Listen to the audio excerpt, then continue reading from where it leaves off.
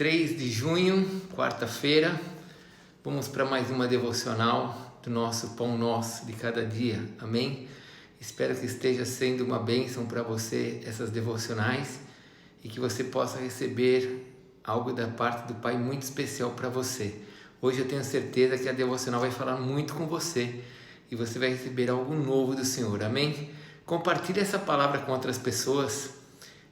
Compartilhe esse material, passe para quem você ama. Vamos orar para a nossa devocional?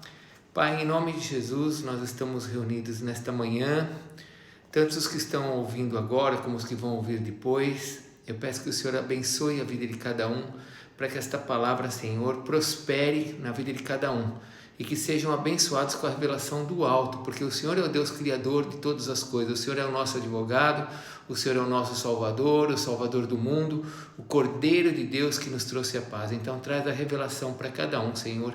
Eu te peço em nome de Jesus. Amém. Amém? Vamos ler a palavra de Deus? Vamos fazer como nós temos feito toda manhã, lemos a palavra de Deus para tirarmos uma verdade, duas verdades para o nosso dia. Hoje vamos ler o capítulo 6, vamos continuar no livro de Marcos, do versículo 1 e vamos até o versículo 13, que diz assim: Tendo Jesus partido dali, foi para a sua terra, e os seus discípulos o acompanharam. Chegando o sábado, passou a ensinar na sinagoga, e muitos ouvindo se maravilhavam, dizendo: De onde vem a estas coisas? Que sabedoria é esta que lhe foi dada? Como se fazem tantas maravilhas por suas mãos? Não é este o carpinteiro, o filho de Maria, irmão de Tiago, José, Judas e Simão? E não vivem aqui entre nós as suas irmãs? E escandalizavam-se nele. Jesus, porém, lhes disse: Não há profeta sem honra, senão na sua casa, entre os seus parentes e na sua casa. Não pôde fazer ali muitos milagres, senão curar uns poucos enfermos, impondo-lhes as mãos. Admirou-se da incredulidade deles, contudo percorria as aldeias circunvizinhas a ensinar. Chamou Jesus os 12 e passou a enviá-los de dois em dois, dando-lhes autoridade sobre os espíritos imundos. Ordenou-lhes que nada levassem para o caminho, exceto um bordão, nem pão, nem alforje, nem dinheiro, que fossem calçados de sandálias e não usassem 2 túnicas. E recomendou-lhes: Quando entrardes em alguma casa, permanecei aí, até vos retirardes do lugar. Se em algum lugar não vos receberem, nem vos ouvirem, ao sair dali, sacudi o pó dos pés em testemunho contra eles. Então, saindo eles, pregavam ao povo que se arrependessem. Expeliam muitos demônios e curavam numerosos enfermos, ungindo-os com óleo. Amém? Esta é a palavra de Deus que nós lemos nesta manhã. E a minha oração é que nesta devocional do Pão Nosso, o Senhor se revele a você. Como é que nós temos feito todas as manhãs? Temos lido a Bíblia. E agora vamos contar essa história com as nossas palavras. Isso é muito importante, acredite. É importante você novamente falar da história, só que com as suas palavras, para que você veja se não faltou nada, se você não pulou alguma coisa, se você não deixou de atender algo que o Espírito Santo queria te mostrar e te revelar. Amém? É muito importante fazer o que nós fazemos. É importante você ler agora a história com as suas palavras. Vamos fazer isso agora? Vamos contar essa história, 2 histórias. A primeira de Jesus em Nazaré e a segunda quando Jesus envia os seus discípulos. Amém? Então vamos lá, do versículo 1 até o versículo 6. Bom, Jesus volta para a sua terra, Jesus volta para Nazaré. E ali em Nazaré ele começa a andar sobre a cidade e quando chega no sábado ele vai para a sinagoga, lugar de crente é na igreja, lugar de judeu é na sinagoga. Ele vai ensinar na sinagoga e as pessoas olham para Jesus e falam: como ele é sábio, quanta sabedoria está sobre ele. E Jesus operava milagres tremendos e as pessoas olhavam para isso e falavam: como que ele pode fazer isso? Como pode um simples homem ensinar desta forma, como pode um simples homem fazer o que ele faz, né? Ele é um carpinteiro. Os seus irmãos, Tiago, José, Judas, Simão, né? Sua mãe é Maria, olha as suas irmãs, elas moram aqui entre nós. Essa é a história, ele está ali. E diante disso, Jesus faz uma afirmação que não é o certo. Jesus, no versículo 4, ele diz assim: não há profeta sem honra senão na sua terra. Então, é uma afirmação de Jesus, mas não é o que ele quer que aconteça. Ele quer que os profetas da terra tenham honra. Mas ele diz: no meio dos seus parentes, da sua casa, ninguém reconhece o profeta. Marcos, o escritor aqui desse evangelho, ele diz então que Jesus não pôde fazer muitos milagres. Veja bem, Jesus não pôde, não é que ele não quis, ele não pôde por causa da incredulidade deles. O versículo 5 diz que curou poucos enfermos impondo-lhes as mãos. Isso por causa da incredulidade deles.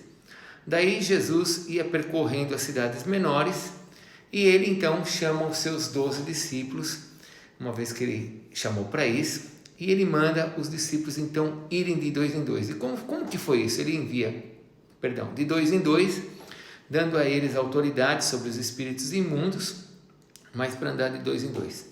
Mateus 18, 16 diz que por meio da palavra de 2 testemunhas tudo se estabelece.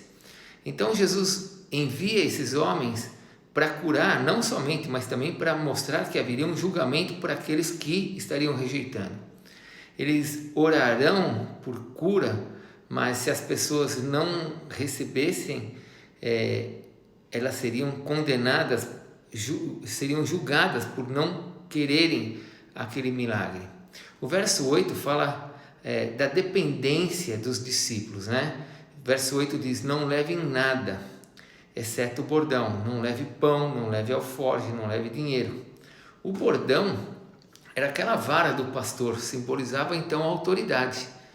Então Jesus fala assim: leve o bordão, mas não leve pão, não leve o alforje, que é a bolsa, não leve dinheiro, ou seja, total dependência para essa caminhada. E ainda Jesus diz, né? Leve somente uma túnica, coloque as sandálias nos pés e leve uma túnica, porque a missão seria curta, seria rápida. Então era para eles irem, ficarem na casa o suficiente que tinha que ficar, e depois que eles ficassem na casa o tempo suficiente, eles iriam para outra casa. Se alguém recebesse eles abençoariam. Se alguém não recebesse, eles sacudiriam o pó da sandália de quem não os recebesse. Isso mostrava que a bênção não ficaria naquela casa. Sacudir o pó simbolizava 2 coisas.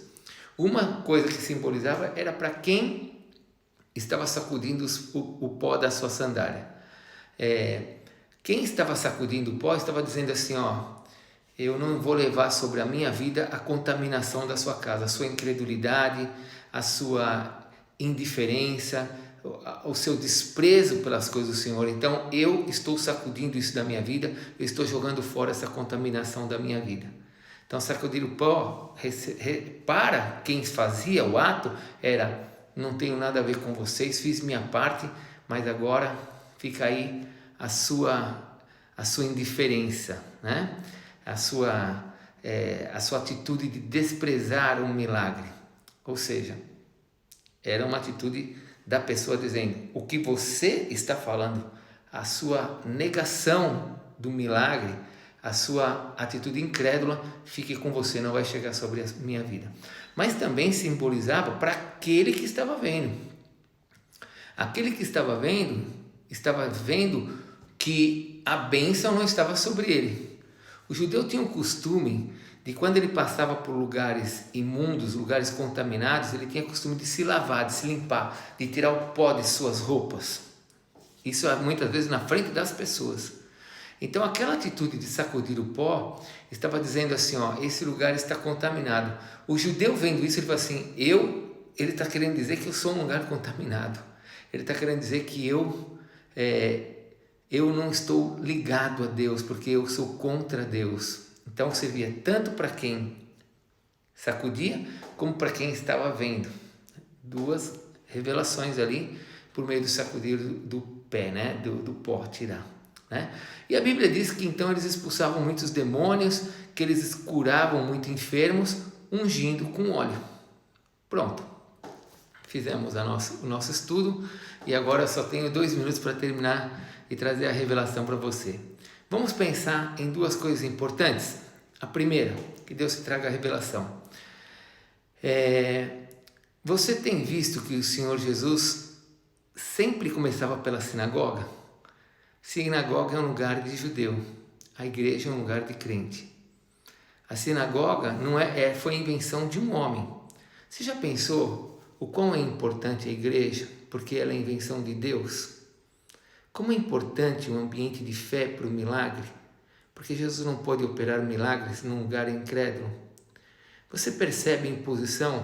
Porque no versículo 5 é isso, ele curou muitas pessoas impondo as mãos. Você percebe que fora da igreja as pessoas não impõem as mãos?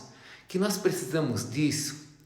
O versículo 13 diz que muitas pessoas foram libertas de demônios e muitas pessoas foram curadas com óleo. Você percebe como é importante estarmos na igreja para as pessoas imporem as mãos sobre nós e nos ungir com óleos? Me perdoe os tradicionais que dizem, onde vocês ficam ungindo todo mundo com óleo? Onde que a Bíblia fala sobre isso? Está aqui, Jesus fazia isso. Eu digo que Jesus fazia isso e nós fazemos isso. Então reflita sobre isso. Você tem buscado desta unção na igreja? Você precisa disso. Pense nisso. Mas tem uma segunda coisa para você meditar. Quando eu me deparo com pessoas incrédulas, quando você se depara com pessoas incrédulas, você se abate ou você sacode o pó das sandálias? Aquilo que você ouve do mundo te afeta ou você sacode o pó das tuas sandálias da tua vida e diz, isso não vai me afetar, eu vou continuar a minha missão?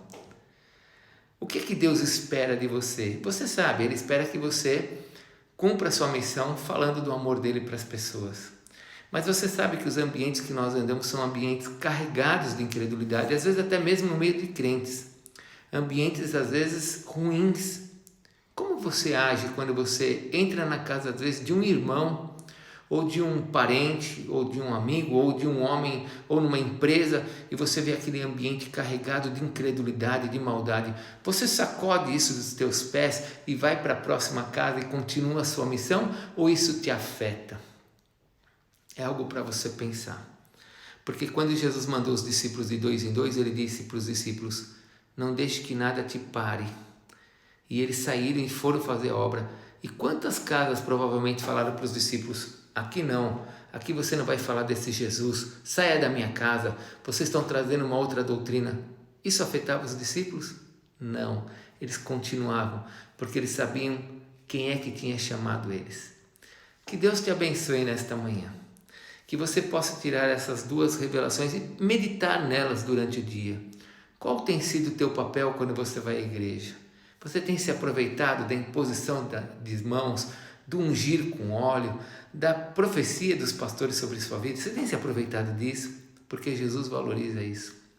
E a segunda coisa, o mundo e as coisas desse mundo têm te afetado, essas notícias, essa questão da pandemia? Como é que você se sente quando você vai em algum lugar e as pessoas estão todas para baixo, falando mal ou criticando, falando de governos? Como você se sente? Você lança o pó da sua vida, tira isso da sua vida, ou isso te afeta e você leva para dentro da sua casa e para dentro da sua alma? Pai, em nome de Jesus, abençoe esse meu irmão, minha irmã, para que eles possam ter uma vida abençoada e um dia maravilhoso. Que nós possamos realmente agradecer pela igreja, pelo teu chamado e pela unção que o Senhor tem derramado no meio da igreja. Que nós possamos nos aproveitar disso, Senhor, porque lá o Senhor está presente como corpo, com todos os membros reunidos.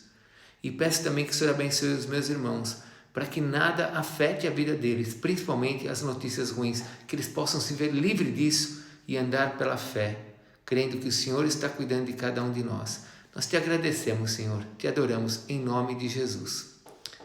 Deus te abençoe, que você tenha um dia maravilhoso. Graça e paz.